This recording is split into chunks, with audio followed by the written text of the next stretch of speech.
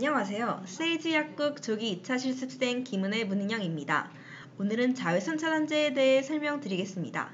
자외선 차단제로 6행시를 지어보았는데요. 자고로 여름철엔 외출할 때 꼭 발라야 할 것. 선크림 없으면 차라리 나가지 마세요. 단 한 번의 실수로 제대로 타버릴 수 있어요. 지금 시작합니다. 먼저 자외선의 종류와 각 자외선이 피부에 미치는 영향에 대해 설명드리겠습니다. 자외선은 태양광의 스펙트럼을 사진으로 찍었을 때 가시광선보다 짧은 파장으로 눈에 보이지 않는 빛을 말합니다. 자외선 A, UVA, 자외선 B, UVB, 자외선 C, UVC로 분류됩니다. 햇빛이 대기를 통과할 때 모든 UVC와 UVB의 약 90%는 오존, 수증기, 산소 및 이산화탄소에 흡수되며 UVA는 대기의 영향을 덜 받습니다. 따라서 지표면에 도달하는 자외선은 주로 UVA와 UVB 일부로 구성되어 있습니다. 자외선 A에 대해 먼저 설명드리겠습니다. 자외선 A는 315에서 400나노미터 파장의 자외선으로 오존층에 흡수되지 않고 대부분 90% 이상 지표에 도달합니다.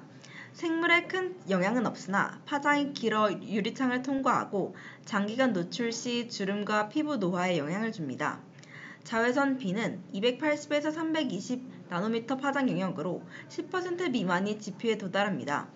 오존층 농도에 따라 지표에 도달하는 복사량은 차이가 있지만 주로 햇볕이 강한 남중 시간에 많이 통과하나 자외선 B의 대부분은 유리창에 의해 차단됩니다. 에너지가 강해 장기간 노출 시 일광 화상, 피부암, 광노화, 색소 침착, 백내장 등을 유발합니다. 잠깐, 자외선은 무조건 나쁜 걸까요? 아닙니다. 자외선 B는 프로비타민 D를 활성화시켜 인체에 꼭 필요한 비타민 D로 전환하는 중요한 역할을 합니다. 또한 비타민 D는 뼈 성장과 건강에 필요한 칼슘, 인의 흡수를 돕고 다양한 화학 반응을 유도합니다. 다음은 자외선 C에 대해 설명드리겠습니다. 자외선 C는 100에서 200나노미터 파장의 자외선입니다. 자외선 C는 오존층에 의해 거의 차단되므로 지표면에는 도달하지 않으나 파장이 가장 짧아 자외선 중 에너지가 가장 높기 때문에 건강에 매우 해롭습니다. 265나노미터 부근의 파장이 바이러스나 박테리아를 살균하는 데 효과적이지만 인체에 많은 양이 노출되면 화상, 피부암, 백내장을 일으킵니다. 살균 등에 사용할 때는 피부나 눈에 쪼이지 않도록 하며 환기에 주의해야 합니다. 자외선 A는 에이징, 노화, 자외선 B는 버닝, 화상, 자외선 C는 캔서, 피부암으로 생각하면 기억하기 쉬우실 거예요. 자외선 차단제에 적혀있는 PA, SPF는 무엇을 의미할까요? PA는 자외선 차단 등급 Protection Grade of UVA로 자외선 A의 차단 효과를 나타내는 등급입니다. PA 등급은 PA+, PA++, PA+++, PA+++++로 표시하며 플러스가 많을수록 자외선 A 차단 효과가 좋은 제품을 의미합니다. SPF는 자외선 차단 지수 Sun Protection Factor로 자외선 B의 차단 효과를 나타내는 지수이며 50까지는 숫자로 표시하고 50 이상은 50+를 표시하며 숫자가 높을수록 자외선 B의 차단 효과가 좋은 제품입니다. 그럼 무조건 수치가 높은 자외선 차단제가 좋은 걸까요? PA 등급이 높고 SPF 수치가 큰 것이 자외선 차단 효과가 좋은 것은 맞지만 그만큼 피부가 민감하게 반응할 수 있습니다.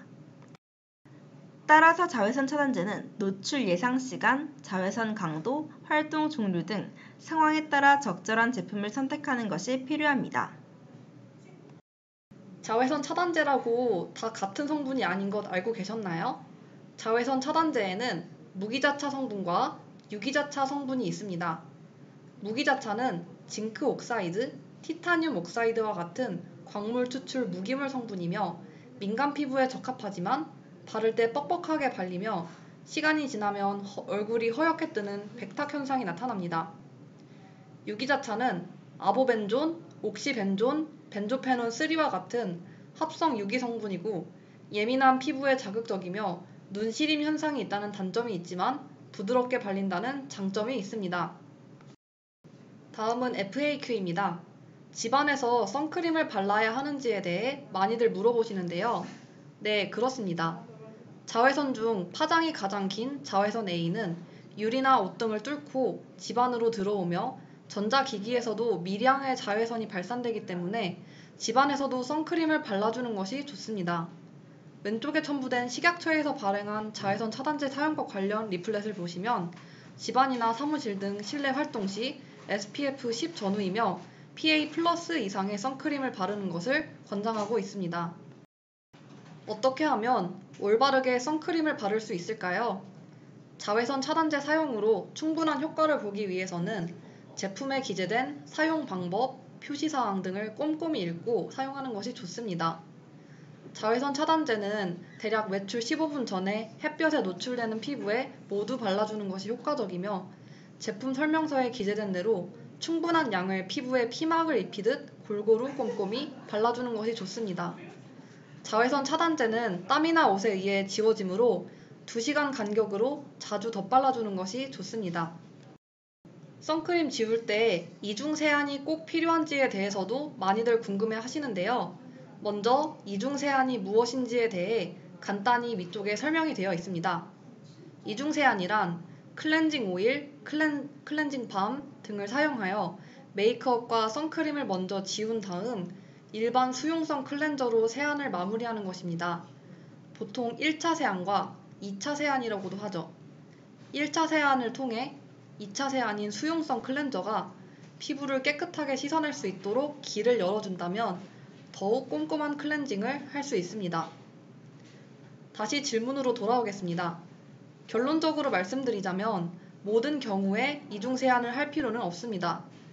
요즘 출시되는 클렌징 제품은 이미 간단한 메이크업, 선크림, 먼지, 오염물질 및 기타 피부 표면의 이물질을 쉽게 씻어낼 수 있도록 만들어졌습니다.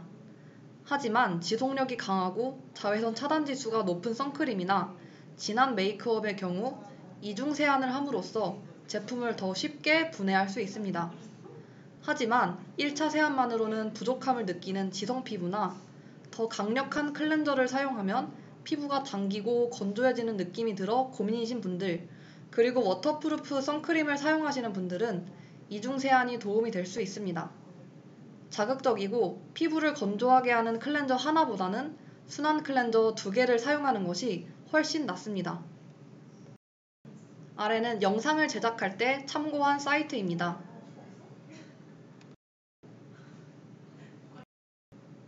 영상을 끝까지 시청해주셔서 매우 감사합니다. 이화여자대학교 ECC 세이지 약국 학예 2차 조기 실습생 김은혜, 문인영이었습니다.